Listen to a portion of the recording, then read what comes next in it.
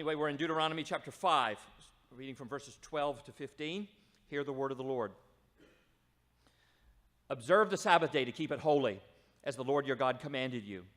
6 days you shall labor and do all your work, but the seventh is a Sabbath to the Lord your God. On it you shall not do any work, you or your son or your daughter or your male servant or your female servant or your ox or your donkey or any of your livestock or the sojourner who is within your gates, that your male servant and your female servant may rest as well as you. You shall remember that you were a slave in the land of Egypt, and the Lord your God brought you out from there with a mighty hand and an outstretched arm. Therefore the Lord your God commanded you to keep the Sabbath day. May the Lord add his blessings to the reading of his holy word. Arbeit, Macht, Frei. Work makes free in German. That was the promise in wrought iron over the gate of an institution. Big letters out of iron. Its motto, I guess. We promise, it said, that if you work, you'll earn freedom. And that's what religion, morality, capitalism, athletics, academics, art, business, almost every good thing in our society, it promises that today. In anything we do, the secret to success, we're told over and over again, is hard work. And there's a lot of truth to that. Don't expect success to be handed to you on a silver platter. If you want to go to an elite university, you'll have to study hard. If you want an athletic scholarship, you're going to have to work out. If you want to get rich, well, you're going to need to get up early and stay up late and work. So we're promised over and over again, Arbeit, Macht, Frei. That institution, about 70 years ago, by the way, promising freedom for work, that was Auschwitz. Sometimes the promise is a lie. But we love the promise of work, that we can earn our way to getting what we want. That's why the Nazis used that promise, to give a little hope, and also get a little work out of the people, but give a little hope to the people who were really leading to their deaths. And sometimes that promise just leads you to your death. But we love the promise of work. We might complain about our job, but we love work. Without work, people feel meaningless, that they are not worth anything, that no one's paying them, so they're not worth getting paid. Getting fired can be devastating to many people, causing them a deep depression. We might long for our vacations and enjoy our retirement, but even then, we'd probably like to have something to do, some kind of work, and relish our days off. But we'd hate to be without work. We can even make an idol out of work. We can think that work, is what feeds us and houses us and takes care of us. Work makes us free. But oddly enough, here in the first and one of only two positive commandments, in other words, telling us to do a certain thing, we're told not to work, but to rest. We're told not what we imagine, that God wants workers, but that he wants worshipers. What an odd thing that in a list of commandments, basically a job description, we're told not to work. He wants people who will trust him and rest. Now, you think that would be something we wouldn't have to be told to do. We just kind of, naturally we'd want to rest. Don't you want a day off? Don't you want to take it easy? But we're so fallen from God's original design, we actually have to be told to do what is obviously good for us. Now, why? Why do people not keep the Sabbath? Well, the major reason most people don't keep the Sabbath is because they can't. It's as simple as that. They can't. They don't have the ability. Oh, they could, understand. If they discipline themselves, they could make themselves not work. Many people could ask not to work on Sundays if they really tried harder. They could not do any homework. They could not mow their lawn on Sunday or not do any housework. Or if they think of shopping as work, like I do, they could not shop. They could go to church and they could discipline themselves not to do any labor for the remainder of the day. But that didn't mean they would rest. They'd still be worried about the week ahead, about, the time's a wasting and I have so much studying to do, but I have to rest. Trouble in the family, but their health, someone else's health, about something that needs to be done. They'd have turmoil inside, like in this hymn, Just As I Am, fightings and fears within and without. They just can't rest. Their faith has no resting place. It's as though something or someone is determined that they will not rest. There's no peace, the Bible says, no rest in Isaiah for the wicked. But for us here, we're to observe, notice it begins with that, observe the Sabbath rest. In other words, do it. Keep it holy, keep it separate, keep it distinct. Have a rest that is set apart from the normal daily pattern. 6 days we might labor. Maybe we have 5 days for employment, for our job, 1 to do chores and housework. Then it's Sabbath, to the Lord your God. And notice that in verse 14 is to the Lord. It's not just a humanitarian concern, although I think there's some of that in there, but it's not just that. To keep from, it's not just about keeping ourselves from getting overworked, just having a day off. It's to bring us to the Lord. We serve the Lord, oddly enough, by not doing any work. So if it's labor, we don't do it because we know it's not Arbeit, Macht, Frei. Work makes free. It's the Lord who made us free. We were slaves to sin. See this here in Deuteronomy. Our work didn't gain our freedom. God did. Notice what so clearly says this rendition of the Fourth Commandment, apart from the same commandment in Exodus 20. They're almost all the same except for this one. There in Exodus 20 is the reason we rest there is that God rested from his work of creation. 6 days he worked, and so in the seventh he rested, and so do we. That's in Exodus 20. That's why all people, even Chinese people, try to get their attention, need rest. Right? It's built into us at creation. The Sabbath, it's for all kinds of people. It's not just for one religious group. It's part of what we are created to be and to need. The Sabbath was made for man because of the way man was made. But here, it's not creation. Here in Deuteronomy, it's not creation that's the reason for rest, but redemption. I mean, they're both true. It's creation and redemption, but here the focus is on redemption. Creation is for all people, but redemption is only for the people of God, for those who are saved out of slavery by the Lord. Remember in verse 15 that you were a slave. How did you get free? Did work set you free? Was it Arbeit, Macht, Frei, after all? Did you earn your way out? No. It's not work makes free.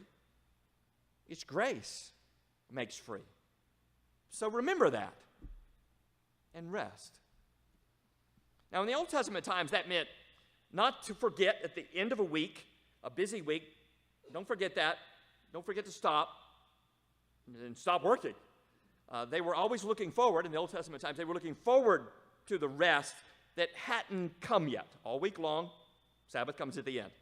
They worked toward the Sabbath on the last day of the week.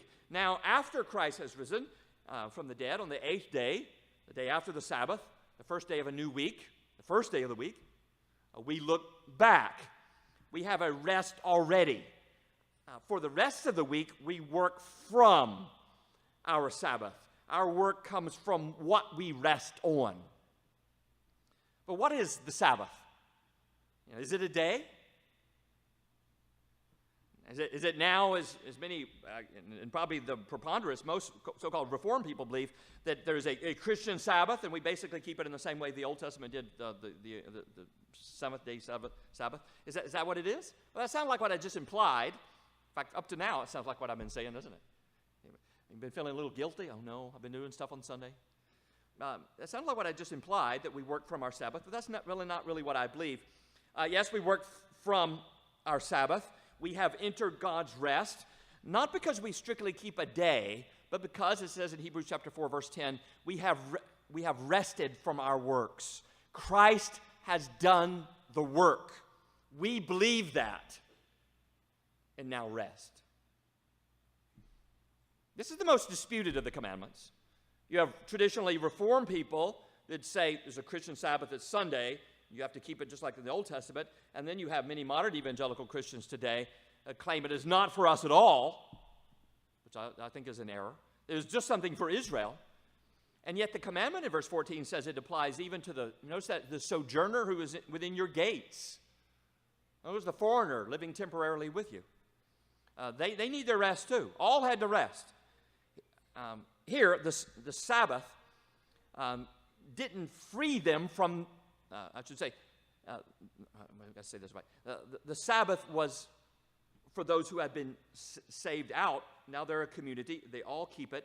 Salvation, they've been saved. Salvation didn't free them from the commandment. Here, it freed them for rest. And it does the same for us. We do have a Sabbath. Now, I believe it's not a day. It's a deliverer, the Lord of the Sabbath. The Lord Jesus said, you remember the story? The disciples were just traveling through some grain field, and they plucked a handful and rubbed it out to feed themselves. It's just they were walking, and the Pharisees thought they thought that was breaking the Sabbath, and accused Jesus. How can you let your disciples get away with this Sabbath breaking? And Jesus said back that the Sabbath was made for man. They're hungry. They need their food. Let them eat. The Sabbath was made for man. And then he says that I, the Son of Man, am the Lord of the Sabbath. Now that we have been set free from bondage, out of our sin, now that we don't have to be incessant workers, we can be worshipers. We worship the Lord of the Sabbath. Some will say, oh yeah, that's just the point, because I don't trust in my religious works. I'm not at all concerned about keeping the Sabbath. Sabbath regulations are for legalistic people who are not fully trusting God. And there's some truth to that.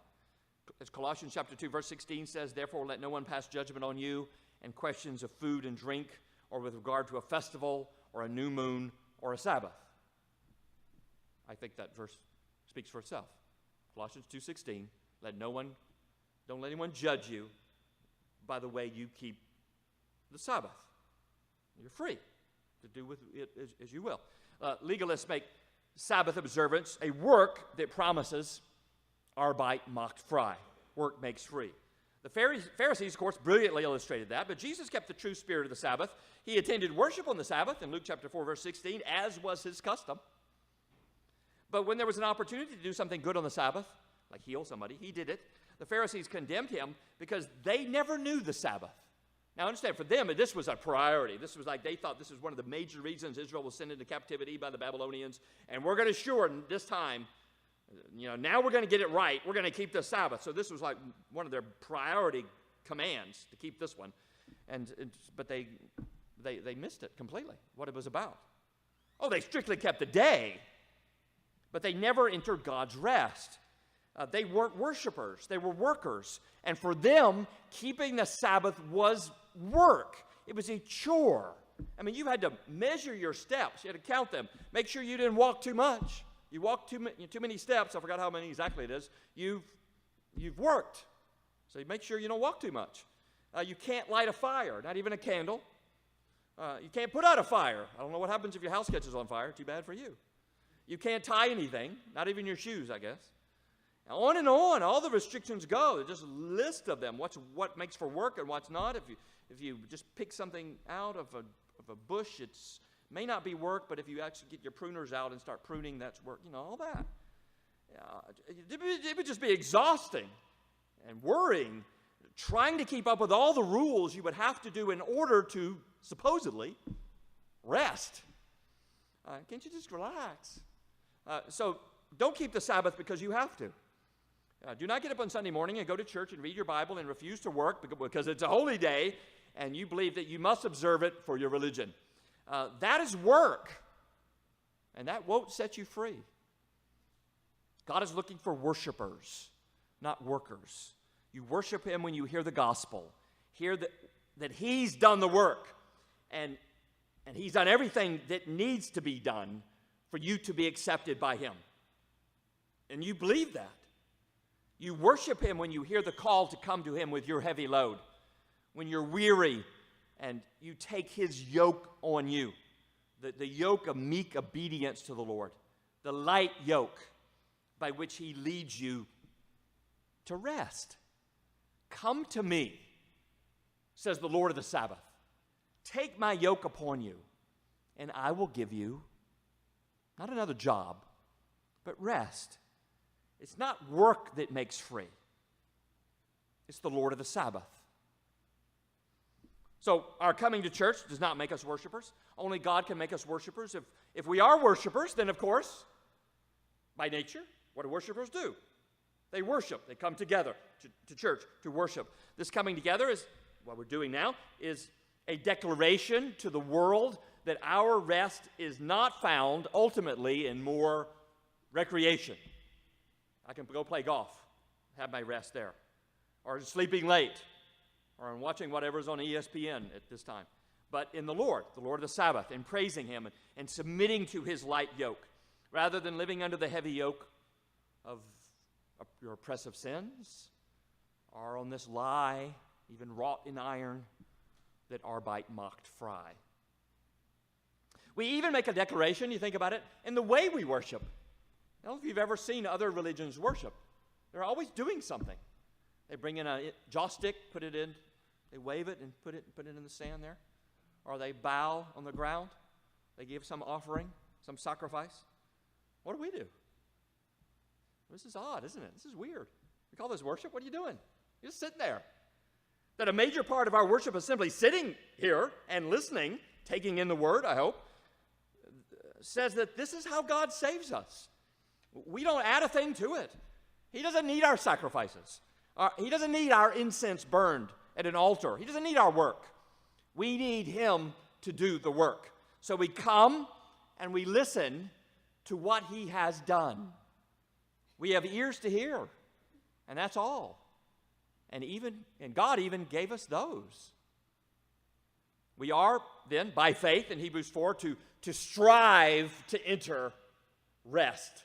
What an odd phrase. Strive, work hard to rest. Strive to enter the Sabbath rest by resting from our works. Like there in Hebrews 4, we rest on the fact that the Lord has already set us free from slavery. We believe that. We believe that we don't have to work, not even by literal Sabbath keeping, to earn our rest. We believe we already have it. So we rest, relax. We strive to enter that rest, that true Sabbath. Sometimes, sorry Puritans, sorry Seventh-day Adventists, by not striving to keep a literal Sabbath.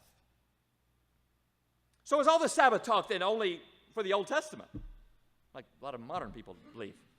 Some say, look, the command isn't even repeated in the New Testament. It's the only one that isn't of the 10. It's not repeated in the New Testament. So they say, well, it's not for us Christians. We're just totally free of it. It's just something old. We've evolved past. We kind of discuss that when we talk about dispensationalism. Hopefully we know better than that. But some say today, look, you're not so primitive as to believe, take this so seriously, as to believe that people should be put to death for Sabbath breaking, are you? I mean, that's what they did in the Old Testament, right? The story, and this man found picking up sticks, and they asked the Lord what to do with him. And it wasn't them just deciding it. The Lord said he's to die for Sabbath keeping.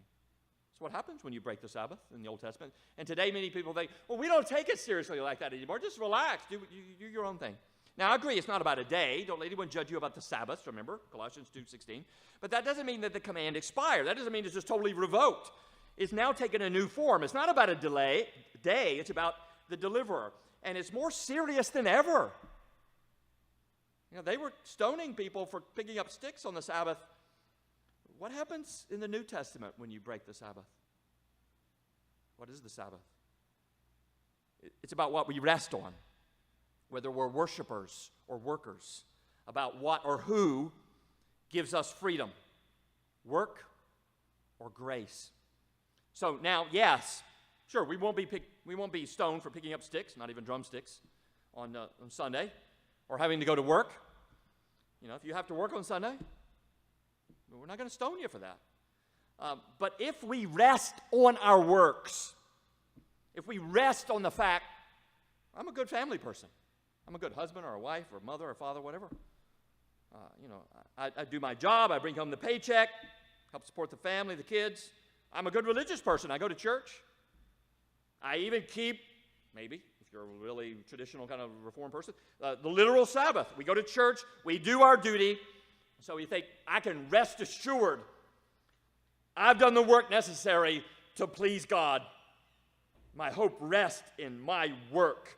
If that's what we're resting on, then we discover in the New Testament that we are indeed profaning the Sabbath, even if we don't lift a finger on the literal day. And that we find in the New Testament, how serious is it to break the Sabbath? We find that anyone who is merely a worker and not a worshiper, anyone who trusts in his own effort, that's where he puts his rest on his work, however slight it is, those people will be put to death for all eternity. You are either a worshiper or a worker. If you are a worshiper, you will enjoy an eternity of worship, living for the glory of God. If you are a worker, you will labor forever under the torment of God. Some will say, well, every day is alike, and I can worship God every day, anywhere. And there's some truth to that. Even the commandment isn't just about the Sabbath day. Did you notice that it tells us what to do all week long, about every day? That it has a command on how we're to spend every day of the week. It says in verse 13, 6 days you shall do all your work. So this command is why every legitimate job, okay, being a mafia hitman is not a legitimate job, but, legitimate jobs, from teaching school to farming to construction to accounting to sales to truck driving to assembly line work to warehouse work, restaurant work to baking to housekeeping, whatever it is, can all be done in service to God. It can all be a calling from God. We don't have to wait till Sunday to serve God. We can do it in all our work, 6 days a week. Work makes worship. Worship fits for work. But some will say, well, every job can be worship then. That's why it's okay for me to take a job that always makes me work every Sunday. Or why I can worship God just as well, out on the golf course or mowing my grass. I can do that. I can worship God there better than sitting idly in some church listening to some long-winded preacher and singing boring old songs. But here the command in verse 12 begins with observe. In other words, do what is required. Strive to enter that rest, it says in Hebrews. Practically obey, in other words, keep at the end. Observe at the beginning, keep at the end. In verse 15, to remember that it's not work that makes free, that you're not just a worker, but you're a worshiper. We are either a worshiper or a worker. If we are a worshiper, we do what worshipers do. We worship. And we worship Him by resting in His presence with His people, assembling together. It says in Hebrews chapter 10, verse 25, is one of the ways of striving to enter God's rest. Assembling together, worshiping corporately, is part of how we keep the Sabbath. Notice how corporate the command here is. And here in Deuteronomy, it's so corporate. It's not just you do it by yourself. All the people together are to keep the same day off, even the sons and daughters, your employees, even the animals get a day off. You don't get to send them out to do your work for you. The whole community stop working. If we're Sabbath keeping, then we join with the community that the Lord has redeemed out of slavery, the church. Assembling together for worship, we celebrate being a community that has been delivered. Sabbath keeping is now about worshiping the deliverer. And He calls the church together, corporately, to do that. Not just individuals. Stay home and watch your favorite guy on TV.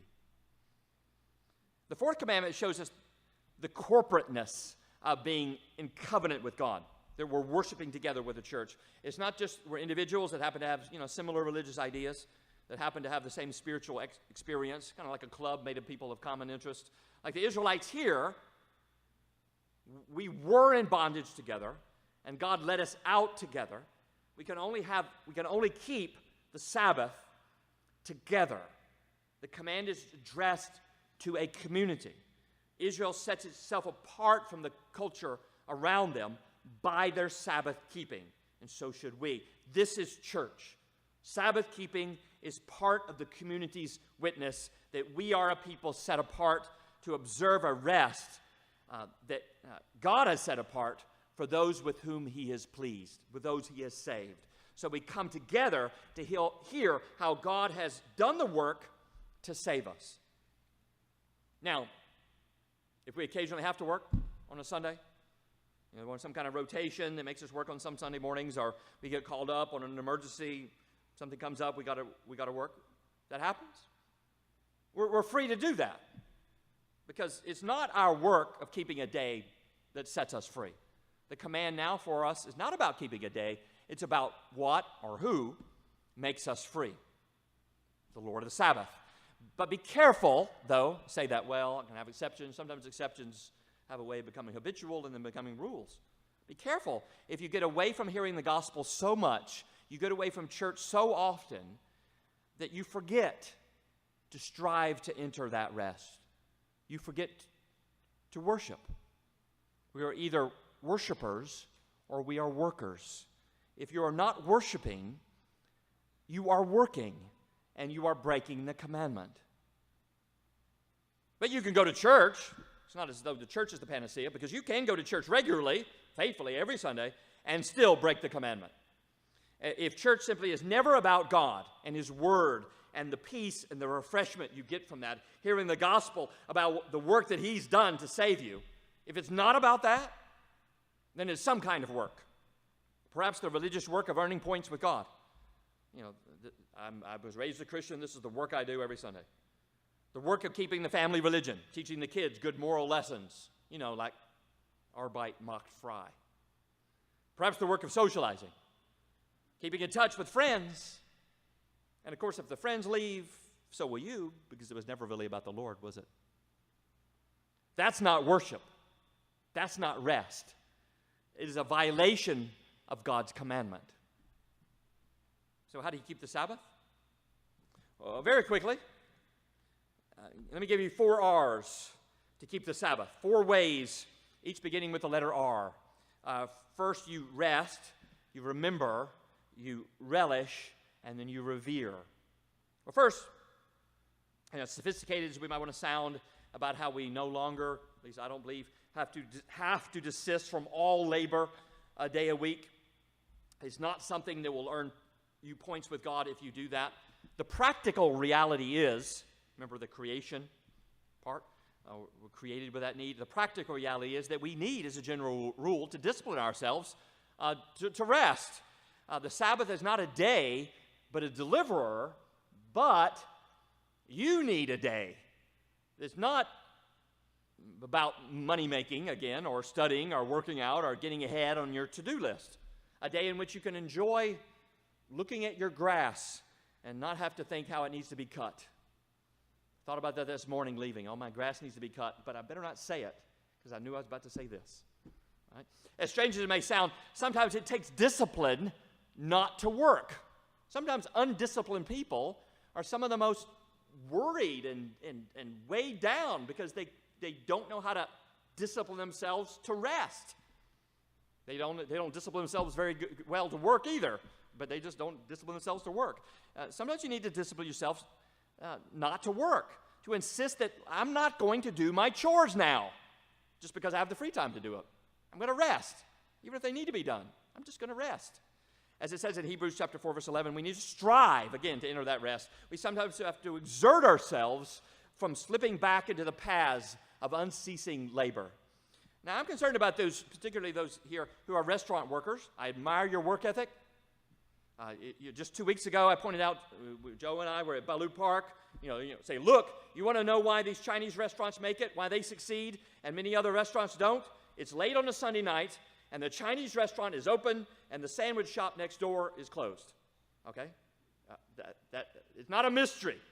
It's not some kind of voodoo or whatever. It's hard work. That's how they make it.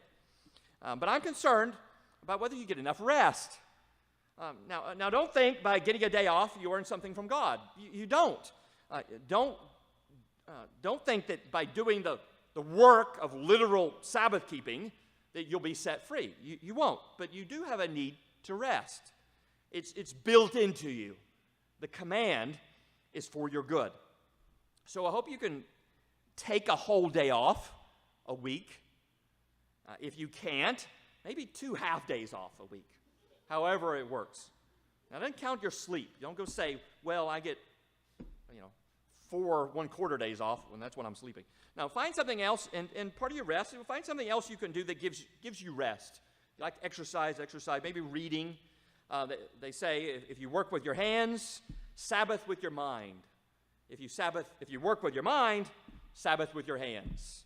Right? So if you're working with your hands all the time, you want to do something with your mind. Take it out. We have good Christian books over there written in Chinese. You can rest with them. Or maybe you like shopping. I don't know why you would, but some people say they like that. Or fishing or traveling. You can drive to San Francisco and back. Yeah. Or you can't do that and get back for the next day, but whatever.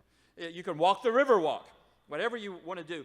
You might think, well, I need to work to save the money to succeed so I can rest in my old age. But put your hope on the Lord, not in uncertain riches.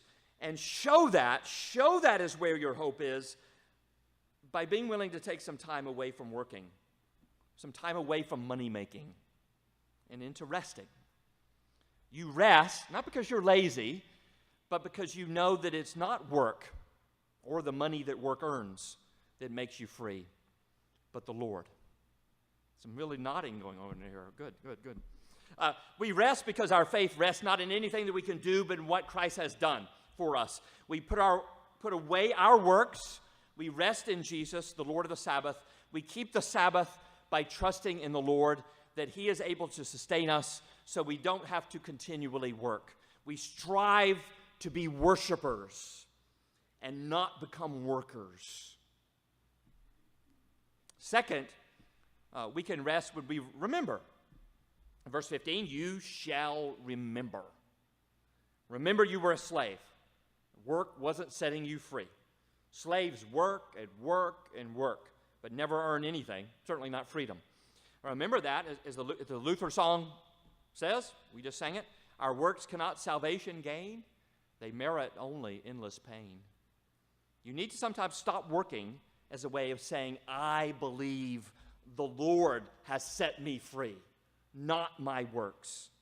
And so we keep the Sabbath by remembering what Christ has done for you to win your salvation, looking back on something already accomplished. So we come, we sit here, relax, and we're reminded of the work that was done for us, which we can add nothing to. Third, we keep the Sabbath by relishing it, enjoying it. The Lord says in Isaiah chapter 58, verse 13, if you turn back your foot from the Sabbath, in other words, you're not going out there working, from doing your own pleasure on my holy day, and call the Sabbath a delight, and the holy day of the Lord honorable, if you honor it, not going your own ways, or seeking your own pleasure, or talking idly, then you shall take delight in the Lord, and I will make you ride on the heights of the earth.